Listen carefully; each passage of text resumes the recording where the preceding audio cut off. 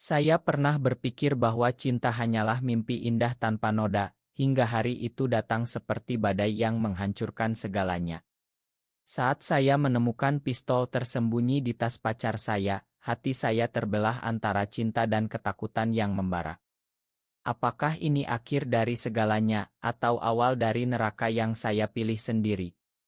Nama saya Arye, seorang pemuda biasa di Jakarta yang sibuk dengan pekerjaan sebagai desainer grafis di sebuah agensi kecil.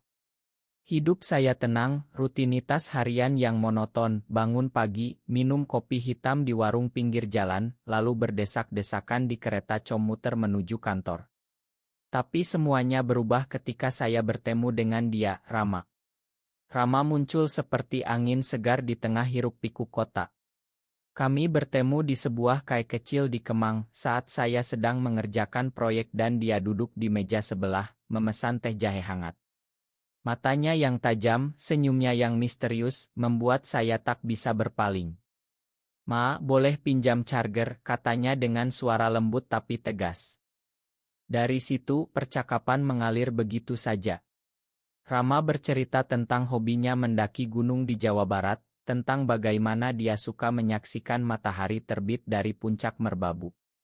Saya tertawa, merasa nyaman untuk pertama kalinya setelah putus dari hubungan sebelumnya yang membosankan.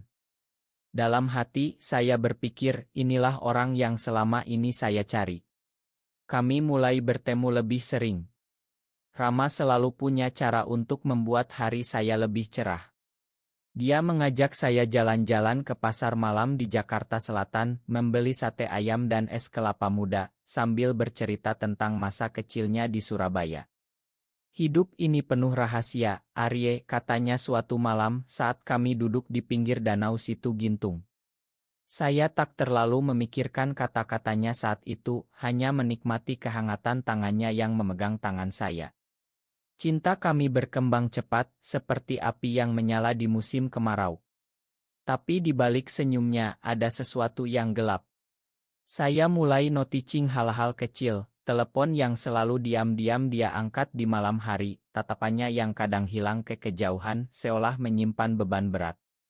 Dalam hati, saya bertanya-tanya, apa yang dia sembunyikan? Apakah saya terlalu paranoid? Setiap malam sebelum tidur, saya memeluk bantal dan berpikir, "Rama, siapa kamu sebenarnya?" Tapi cinta membuat saya buta. Kami resmi pacaran setelah 3 bulan. Rama pindah ke apartemen saya di Cilandak, membawa barang-barang sederhana, beberapa baju, buku-buku tentang sejarah Indonesia, dan tas hitam yang selalu dia jaga ketat. "Ini barang penting," katanya sambil tersenyum. Saya tak bertanya lebih lanjut, tak ingin merusak kebahagiaan kami. Hidup bersama Rama seperti mimpi. Dia memasak nasi goreng spesial untuk sarapan, menyanyi lagu-lagu dangdut lama sambil mandi, membuat saya tertawa hingga perut sakit. Tapi semakin dalam, semakin saya merasakan ada celah. Suatu hari, saat dia mandi, teleponnya berdering. Saya angkat, dan suara di seberang terdengar marah, "Rama, kamu harus selesaikan urusan ini malam ini juga." Saya mematikan telepon, hati berdegup kencang. Siapa itu? Mengapa nada suaranya begitu mengancam? Saat Rama keluar dari kamar mandi, saya pura-pura tak tahu. Tapi di dalam pikiran saya berputar, apakah dia terlibat sesuatu yang buruk? Malam itu, kami tidur saling memunggungi. Saya tak bisa tidur, memikirkan kemungkinan terburuk. Apa Rama penjahat? Atau hanya teman lama yang bermasalah? Saya meyakinkan diri, tapi keraguan mulai menggerogoti. Beberapa minggu kemudian, konflik pertama muncul. Kami bertengkar karena saya menemukan tiket pesawat ke Bali di sakunya, tanpa memberitahu saya. "Kenapa kamu sembunyi-sembunyi?" tanya saya dengan suara gemetar. Rama diam sejenak, lalu memeluk saya. "Ini urusan keluarga, Ari. Jangan khawatir." Tapi matanya tak bisa berbohong. Ada ketakutan di sana. Saya memakannya, tapi hati saya mulai retak. Dalam diam, saya berpikir, cinta ini indah, tapi apa harganya terlalu mahal? Kehidupan kami berlanjut, tapi bayang-bayang rahasia semakin pekat. Rama sering pulang larut, dengan bau asap rokok dan keringat. Kerja lembur, katanya. Saya percaya atau pura-pura percaya. Sampai suatu malam, saya tak sengaja membuka tas hitamnya. Di dalam ada pistol dan amplop berisi uang tunai dalam jumlah besar. Jantung saya berhenti sejenak. Ini apa, gumam saya sendirian. Pikiran saya kacau, apakah Rama pembunuh? Atau anggota geng? Saya duduk di lantai, air mata mengalir. Mengapa aku jatuh cinta pada orang seperti ini? Besoknya, saya konfrontasi dia. Rama, ceritakan semuanya, teriak saya. Dia terkejut, lalu duduk di sofa, kepala tertunduk. Aku terlibat dengan kelompok aktivis bawah tanah, Ari. Kami melawan korupsi di pemerintahan. Saya terdiam. Bukan penjahat, tapi aktivis. Tapi pistol itu untuk perlindungan, jelasnya. Saya marah, merasa dikhianati. Kenapa tak bilang dari awal? Dia memegang tangan saya. Aku takut kehilanganmu. Malam itu kami berpelukan, tapi hati saya penuh keraguan. Apakah cinta ini layak dipertahankan? Hari-hari berikutnya, saya mulai ikut dalam dunia Rama. Dia mengajak saya ke pertemuan rahasia di sebuah rumah di pinggiran Bogor. Di sana, saya bertemu dengan teman-temannya, pemuda-pemuda penuh semangat, membahas rencana demo besar melawan korupsi di Jakarta. Saya terpesona, tapi juga takut. Ini berbahaya, Rama, bisik saya. Dia tersenyum. Tapi ini untuk masa depan Indonesia yang lebih baik. Dalam hati, saya bangga, tapi juga cemas. Setiap malam, saya berdoa agar dia selamat. Cinta kami semakin dalam, tapi konflik internal saya semakin besar. Apakah aku siap hidup dalam ketakutan seperti ini? Kehidupan kami mulai dipenuhi ketegangan. Setelah pengakuan Rama, saya mencoba memahami dunianya. Pertemuan-pertemuan malam di kai-kai tersembunyi, diskusi panas tentang politik dan korupsi. Saya yang dulu hanya peduli desain dan kopi, kini terlibat dalam sesuatu yang lebih besar. Tapi hati saya terpecah.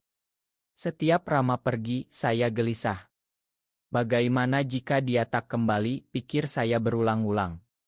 Suatu hari, kami bertengkar hebat. Kamu terlalu nekat, Rama.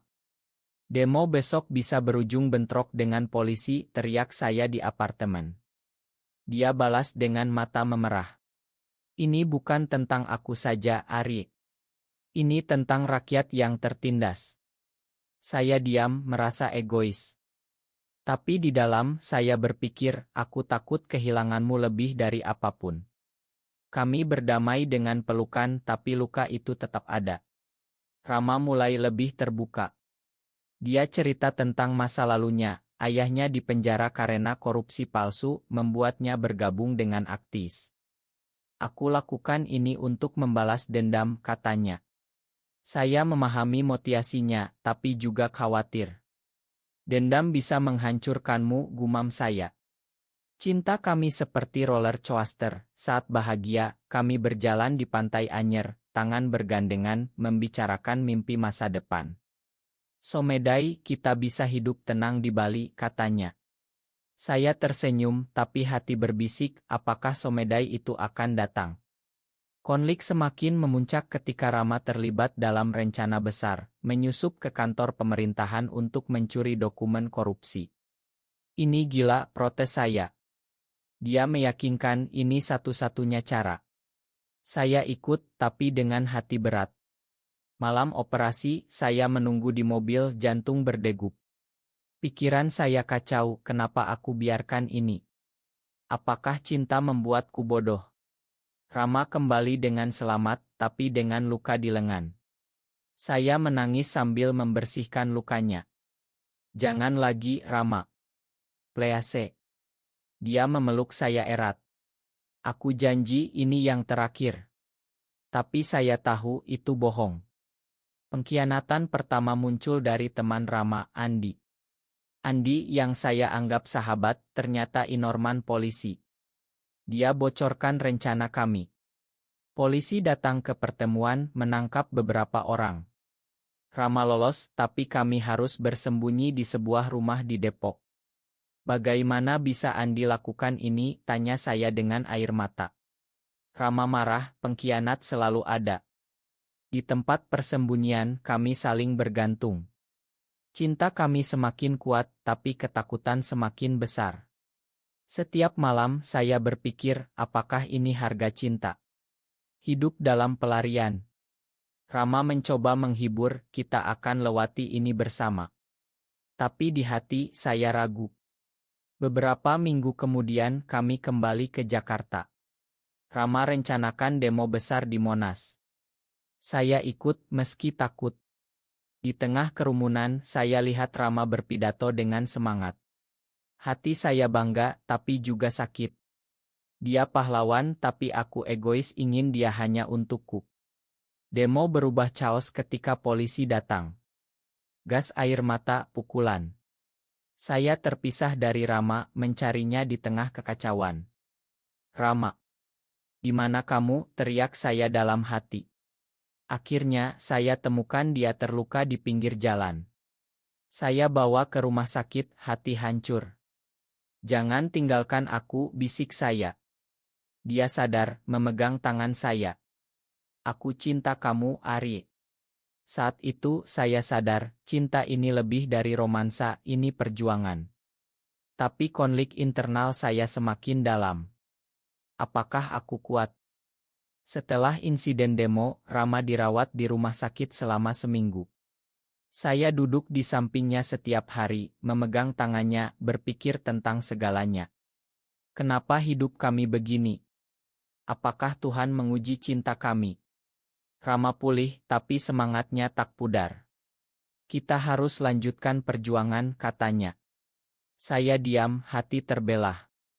Di satu sisi, saya bangga, di sisi lain, saya lelah. Pengkhianatan kedua datang dari dalam diri saya sendiri. Saya mulai ragu bertemu dengan teman lama saya, Budi, yang menyarankan saya tinggalkan Rama. Dia bahaya bagi hidupmu, Ari. Kata-katanya menggema di pikiran saya. Malam itu, saya bertengkar lagi dengan Rama. Aku tak bisa terus begini. Aku ingin hidup normal, teriak saya. Rama terluka, matanya penuh kekecewaan. Apakah kamu menyerah pada kita? Saya menangis, bukan itu aku takut. Kami pisah sementara, Rama kembali ke aktivitasnya, saya kembali ke rutinitas. Tapi tanpa dia, hidup hampa.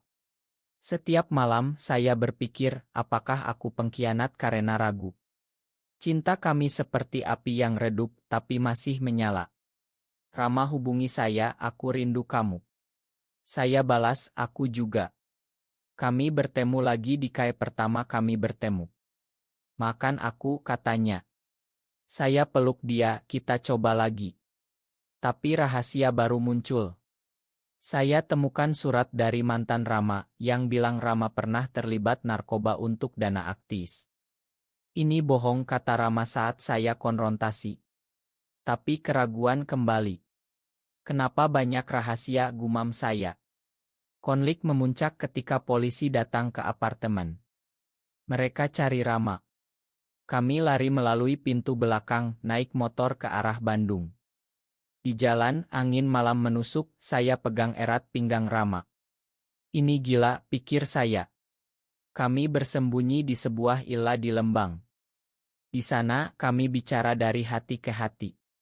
Aku lakukan semua untuk keadilan, kata Rama.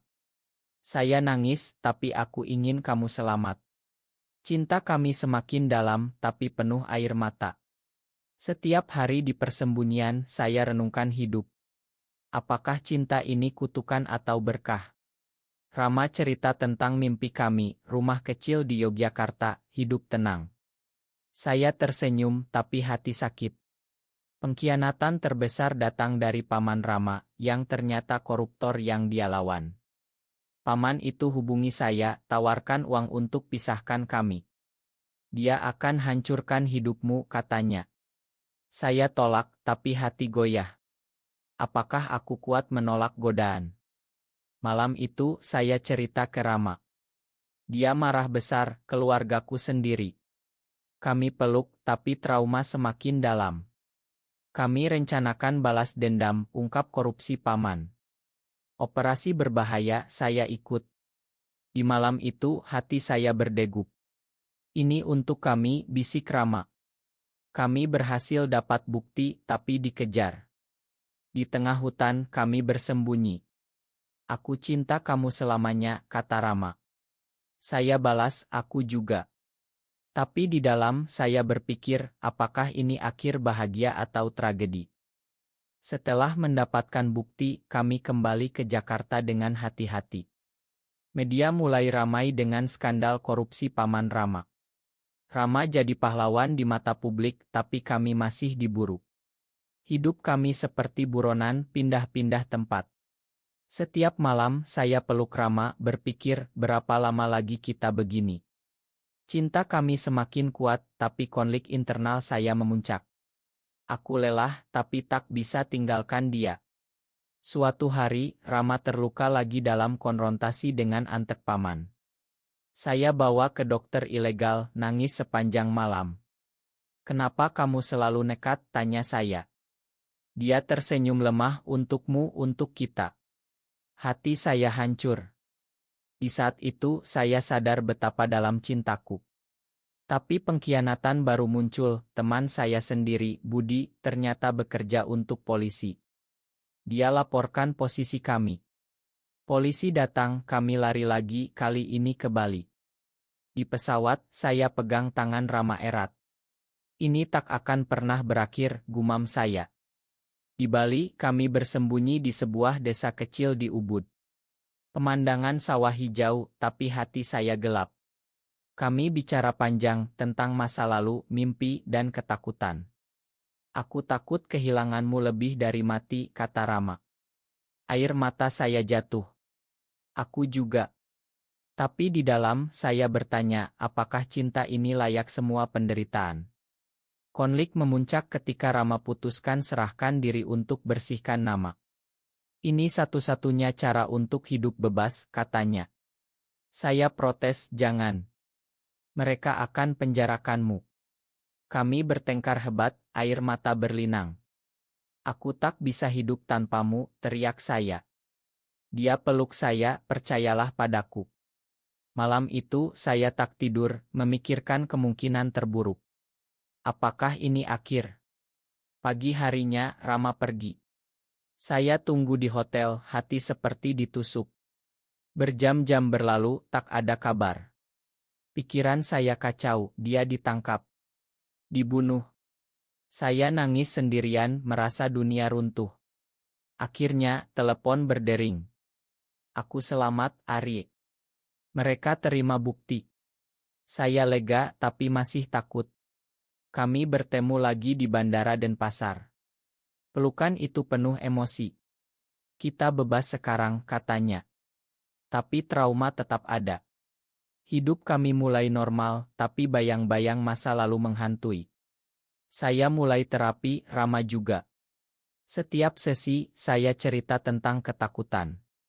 Cinta ini hampir hancurkan aku, gumam saya.